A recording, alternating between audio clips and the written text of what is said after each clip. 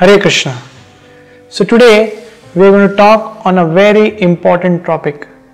The name of this topic is God cruel? Or why does God create so much suffering? Many times when people see suffering in this world, many times people blame God, that it is God who wants us to suffer. But this is always a doubt in every individual's mind.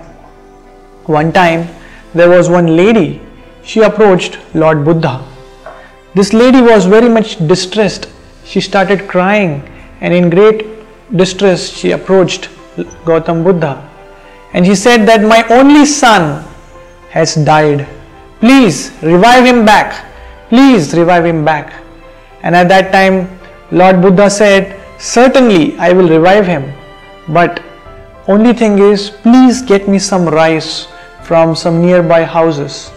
But the only condition is the house should have never seen death in their life. So she went and she approached many people, but every house she went, somebody or other had died in their house. So in this way, after going to so many houses, she could understand the inevitable suffering which is happening in this world. So in this world, there is always suffering and there is some pleasure. So that's why many times we say, kabhi khushi, kabhi gam. That means there is sometimes suffering, sometimes pleasure. So why there is suffering in this world?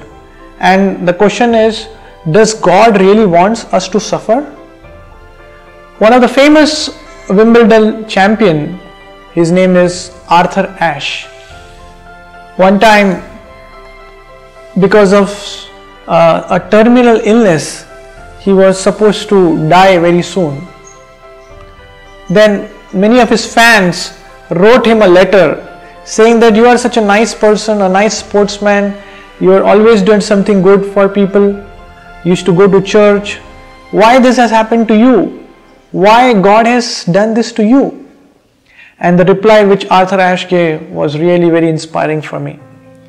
Arthur Ashe said, every year there are 1 crore people who start playing tennis. And out of this 1 crore, 50,000 people actually start professional tennis. Out of that 50,000, 5,000 actually enter the Grand Slam. And out of that 5,000, 50 are selected for the Wimbledon tournament. And out of 50, only 4 are selected for semi-finals. And out of the 4, there are 2 for the finals, and 1 wins the trophy. This great personality, Arthur Ashe, said that year after year after year, I got this trophy. I win this title of Wimbledon championship. That time I did not blame God that why only me? Out of 1 crore people, why only me? But when some suffering comes, why should I bother God? So this is a very interesting lesson in our life, that we should try and understand that this world, there is suffering is inevitable. So why the suffering happens? This is what the Bhagavad Gita very clearly explains. It is said that the suffering is caused not because of God, it is our own reactions. And this is called as the law of karma.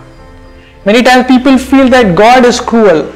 Why God is cruel? God is our eternal Father. He tells in the Gita, Pitaham yasya jagatam mata dhata pitamaha. He is our ever well-wisher, He is our Father. Will a father ever be happy seeing the suffering of his children? No. So this is the reactions of our own karmas, our own activities. Now how does law of karma work? Law of karma has a similar law like the law of Newton, the third law of Newton, which says every action has an equal and opposite reaction. That means whatever we do, we get a reaction for it. So if we do good, we get good reaction. If we do something bad, then we get bad reaction. Many times we might have heard something called as papa and punya, right? But the beauty of the Bhagavad Gita is it takes us beyond papa and punya. It takes to the stage of akarma. That means when a person tries to follow the instruction of God and tries to serve God under the scriptural injunctions, then what happens?